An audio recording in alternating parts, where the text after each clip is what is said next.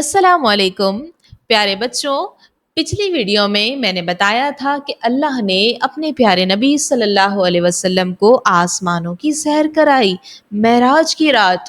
آج سنتے ہیں کہ جب مکہ والوں کی دشمنی حد سے بڑھ گئی تو اللہ نے ہمارے نبی صلی اللہ علیہ وسلم کو ایک نئے شہر کی طرف بلایا جہاں محبت اور امن آپ کا انتظار کر رہے تھے۔ مکہ میں کفار نے تکلیفیں بڑھا دی، پیارے نبی صلی اللہ علیہ وسلم کے دوستوں کو ستایا، آپ پر پتھر پھینکے، قتل کی سازشیں بنائیں۔ آخر اللہ کا حکم آیا، اب مدینے چلے جائیں۔ اس زمانے میں اس شہر کا نام یثرب تھا۔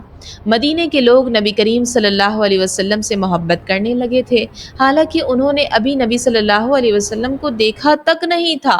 وہ چاہتے تھے کہ آپ صلی اللہ علیہ وسلم ان کے شہر آ کر رہیں اور سب کو دین سکھائیں۔ اسی لیے اسے بعد میں مدینۃ النبی صلی اللہ علیہ وسلم یعنی نبی صلی اللہ علیہ وسلم کا شہر کہا جانے لگا۔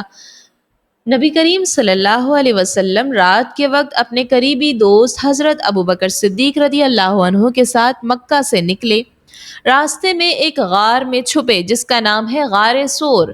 کفار نے ہر طرف تلاش کی لیکن اللہ نے نبی صلی اللہ علیہ وسلم کی مدد کی۔